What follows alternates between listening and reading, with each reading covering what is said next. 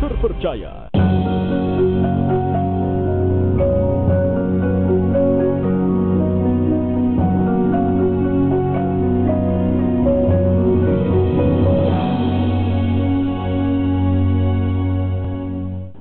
Assalamualaikum warahmatullahi wabarakatuh. Alhamdulillahi rabbil alamin, alladzi hadana lihadza wa ma kunna linahtadiya laula an hadana Allah. Asyhadu an la ilaha illallah wahdahu la syarikalah wa asyhadu anna Muhammadan abduhu wa rasuluh.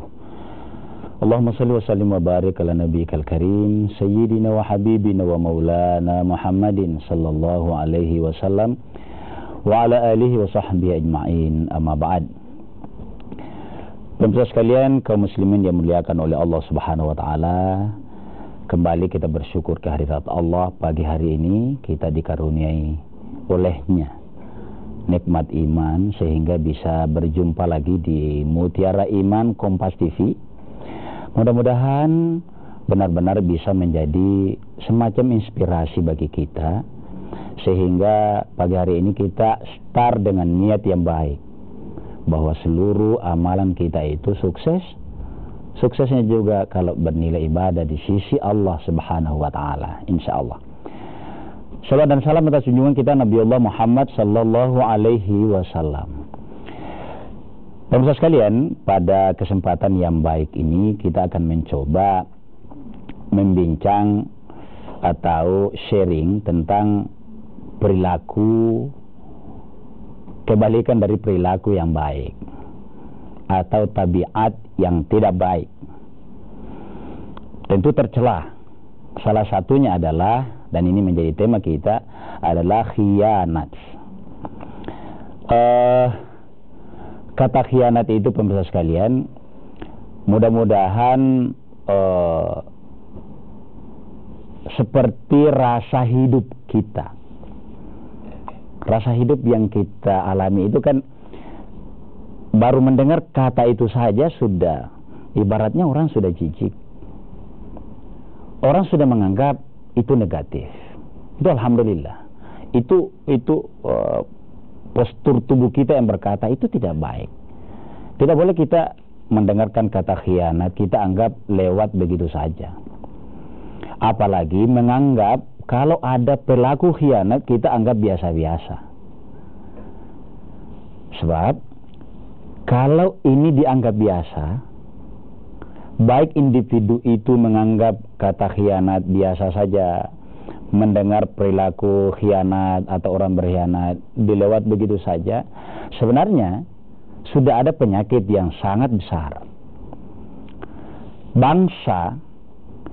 Sebuah bangsa kalau sudah merasa hal-hal itu, nilai itu, nilai-nilai kemasyarakatan dan nilai-nilai agama sudah diremehkan, kalau kata yang baik dia biasakan, kalau kata-kata yang tidak baik dia juga anggap biasa saja, tidak ada perbedaan yang jauh antara keduanya, maka sesungguhnya ada penyakit. Saya katakan bahwa sebuah bangsa kalau sudah meremehkan kata khianat, warganya akan mempengaruhi penegak hukumnya. Kenapa lompatnya ke situ? Khianat, seperti yang kita fahami, dampaknya itu bukan hanya bagi perilaku individu, tapi juga bagi kehidupan berbangsa. Jadi kalau kata khianat ini kita anggap biasa-biasa, lewat begitu saja, tidak ada respon yang menandakan kita tidak senang dengan itu, maka sebenarnya sudah ada bibit penyakit yang hidup di masyarakat kita. Harus dipertanyakan. Kalau ada sebuah bangsa diberitakan kata-kata khianat, dianggap biasa. Orang berkhianat dianggap biasa.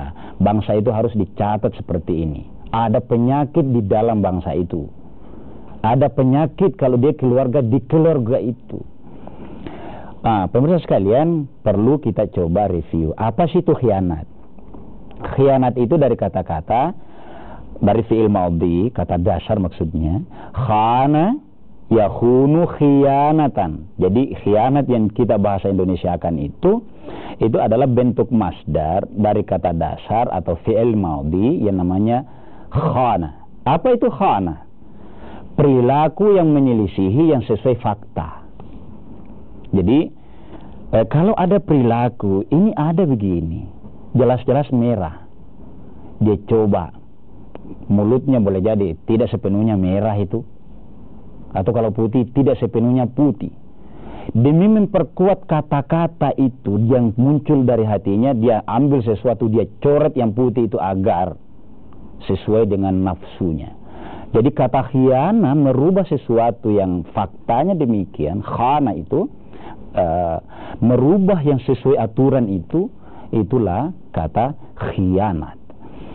Ini kenapa? Sebab agar kita mudah bahwa kalau ada orang yang menyelisihi sesuatu yang apa adanya, yang sesuai sistemnya, yang mestinya sesuai aturannya, lalu dimainkan, diatur, diwarnai, ilustrasi yang saya ambil tadi, karena punya kekuatan dia bikin aturannya, dia rapikan laporannya, padahal dia sudah yakin bahwa ini salah, karena ini khianat. Jadi khianat itu adalah dasarnya menyelisihi sesuai hal-hal yang sesuai faktanya, karena nafsunya dia melibatkan tenaganya, kekuatannya, bahkan pengetahuannya untuk merubah itu.